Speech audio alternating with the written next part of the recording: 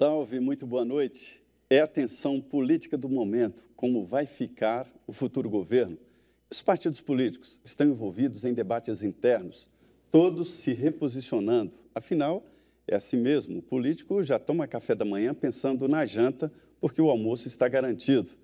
Isto significa que os partidos já estão se preparando para a próxima eleição, a eleição municipal, a primeira sem a possibilidade de coligação partidária. Daí esse cuidado especial. E hoje o presidente eleito, Jair Bolsonaro, tomou café da manhã com os indicados. 14 ministros já estão confirmados e destes são 7 militares, pelo menos ligados aos militares. É o meio dele, né? Mas o certo é que haverá ali no Palácio do Planalto, chamados ministros da Casa, um comando militar. Não é exatamente um governo militar, porque o comando está sendo feito ali por um civil e eleito através do voto civil. Hoje aqui o Frente a Frente, falando mais uma vez de política, recebe o deputado Eduardo Barbosa, do PSDB de Minas Gerais. Deputado, muito boa noite. Obrigado pela presença aqui nos estúdios da Rede Vida. Eu que agradeço, Maria. Boa noite a todos os nossos telespectadores. Boa noite, Denise. É um prazer vocês me distinguirem mais uma vez no Frente a Frente. Obrigado pelo convite. É isso. Esta é uma conversa aberta, uma mesa redonda, e a minha parceira Denise Rotenburg aqui. Muito boa noite, Denise. Boa noite, Maria. Boa noite, deputado. É um prazer recebê-lo aqui. E é importante a gente lembrar também que nessa articulação militar vem aí a temporada de ministérios civis.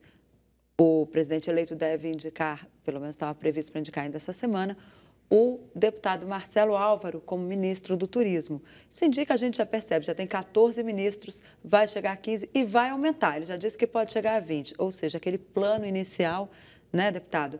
Ele, né, Maria, ele já está ali meio que deixado de lado de ter 15 ministérios. Mas nós estamos aqui para falar do nosso convidado. Ele é deputado por Minas Gerais, é do PSDB e tem um detalhe aí, ele nunca mudou de partido, está no 6º mandato de deputado federal, é ainda pediatra, de vez em quando ainda exerce a profissão e é muito ligado às APAES. Mas, deputado, o senhor nunca mudou de partido, como a gente acabou de dizer aqui, sempre no PSDB. O senhor considera que o PSDB ainda tem futuro ou o partido vai ter que se reinventar, mudar de nome? Já tem gente falando que talvez seja melhor mudar de nome ou mudar de legenda. Como é que vai ser isso? Qual é o futuro que o senhor vislumbra para o PSDB? Denise, essa é a grande discussão, né? Nós estamos discutindo as relações, né? A partir dos resultados que nós tivemos na última eleição. Eu, a princípio, ainda sou um defensor da social-democracia, até criticado hoje pelo próximo ministro do Planejamento, né, o grande ministro. Mas eu faço uma defesa ainda de um Estado onde nós temos que ter uma visão de políticas públicas voltadas para a população ainda com a participação do Estado de forma efetiva, principalmente as políticas sociais. E isso em função da grande desigualdade social que o Brasil tem, que é a maior mazela que nós temos, né? Essa discrepância de poucos ganhando demais e um tantão ganhando nada, né? Então, eu tenho essa afinidade com a concepção da social-democracia, que se perdeu muito ao longo desses anos. E eu acredito que, inclusive, o não posicionamento muito claro do PSDB sobre esse modelo de Estado é que nos fez estar numa situação como essa, de constrangimento, com uma votação que caiu de forma expressiva, principalmente no cargo majoritário a presidente da República. No entanto, nós conseguimos ainda ter uma votação muito expressiva, né? Entre o segundo partido que teve uma votação ainda no país. Então, eu sou um defensor da social-democracia. E quando você fala, por exemplo, de estar no partido o tempo inteiro, eu sempre olhei à minha volta e quando às vezes fala-se em mudança, eu falo assim, para onde, né? Eu não tenho identidade com outros partidos, por isso que eu tento lutar dentro do meu partido por esses ideais e essas concepções. Mas nós estamos aí nesse debate. O PSDB vai precisar aprofundar claramente. A minha opinião, dada inclusive para alguns membros da cúpula do partido, é que nós precisamos ter uma clareza de definição de qual Estado que queremos, para que a população compreenda muito bem o que defendemos. Nós tivemos, no meu entendimento, um aumento muito grande de parlamentares que vieram para o PSDB ao longo dessa história, muito mais liberais, né? E, de alguma forma, eles influenciaram muito as trajetórias partidárias. Tanto é que vocês lembram e acompanharam muito bem, a legislatura que se encerra, nós tivemos uma divisão clara dentro da bancada do PSDB em vários momentos. Por exemplo, adesão ao presidente Temer, né? Houve quase metade que não queriam. E também existe a mesma coisa agora em relação ao governo Bolsonaro, né? Justamente. Se vai, se não vai, se apoia, se não apoia.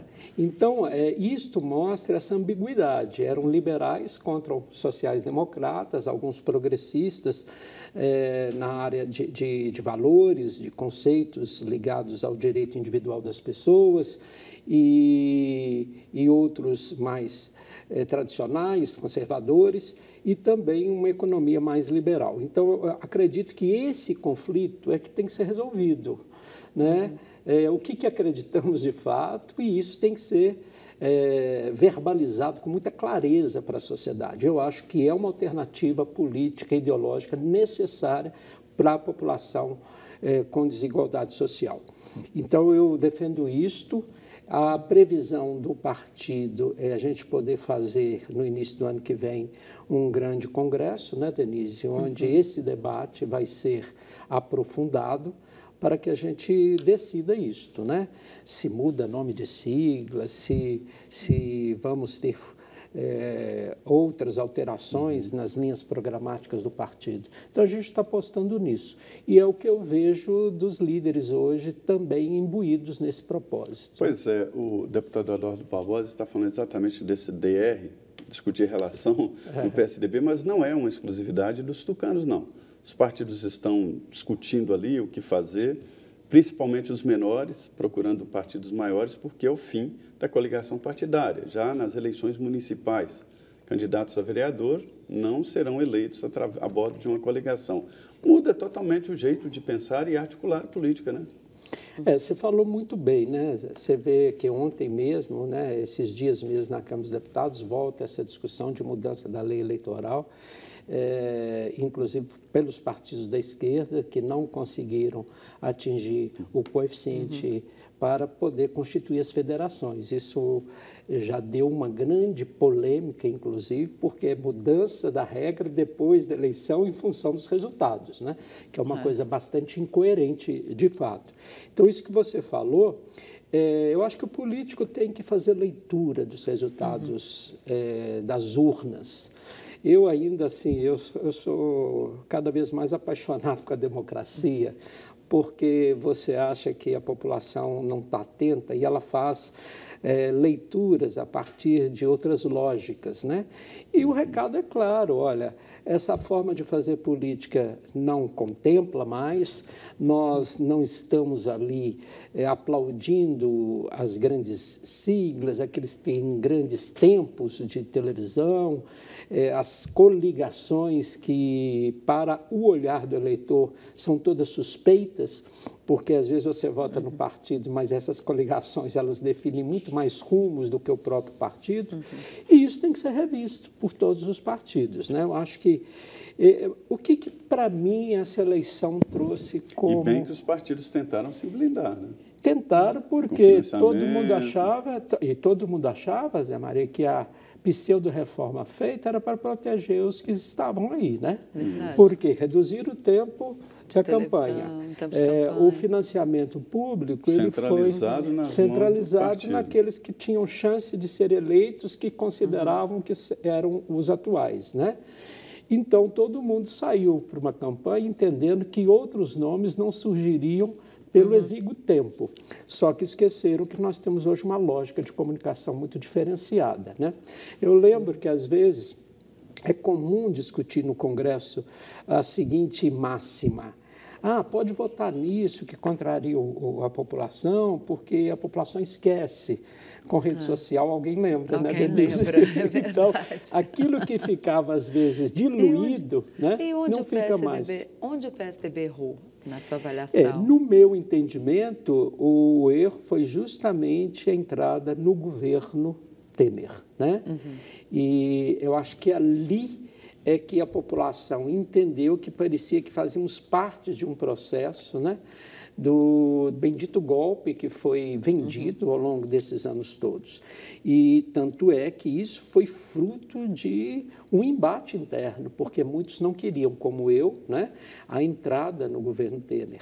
Mas prevaleceu a opinião dos governadores do PSDB na época, que numa grande reunião que nós tivemos, partes de nós todos defendíamos não presença, mas eles, por interesse de relação de governo do Estado com o governo federal, mantiveram essa posição em detrimento das outras opiniões. Deu no que deu. Inclusive, as nossas grandes lideranças, quase todas foram derrotadas, né? Então, isso revela que as pessoas estavam com uma visão muito estreita de uma realidade e não olhando o que o eleitor estava concebendo nesse processo todo. É interessante que a impressão que se tem é que a política foi derrotada, a política tradicional. O deputado Eduardo Barbosa é um sobrevivente, porque ele milita em política ao 7º mandato, né, reeleito para o 7º mandato, tem uma linha de postura, né, deputado, na área social, nas APAES, um trabalho muito longo e tal, mas lá em Minas Gerais aconteceu também um furacão. A eleição do Zema, sem nenhum critério político, né, totalmente diferente. Para você ter uma ideia, está fazendo uma seleção como quem contrata executivos para nomear ministérios. Eu soube até de deputados que estão recebendo propostas de pessoas... Carta convite para participar lá da seleção, e não é só do estado de Minas, outros estados, para participar da seleção para secretários do governo de Minas. Quer dizer, um modelo totalmente diferente. Tem chance, deputado, de dar certo uma história assim? Eu acho que, Zé Maria, a gente não tem bola de cristal de forma nenhuma para ver se dará certo, né? Porque eu acho que também há um extremismo, né? Porque um empresário bem-sucedido, quando assume o governo, no caso, por exemplo, do governador eleito Zema, ele nunca teve uma vivência pública. E as amarras da gestão pública são muito maiores do que uma gestão privada, lógico, né? E as consequências também. Então, por exemplo, o executivo, ele tem trilhas já definidas. Existe legislação para todas as políticas, né? Nós temos um orçamento que amarra as pessoas, um Ministério Público muito presente hoje, fiscalizando.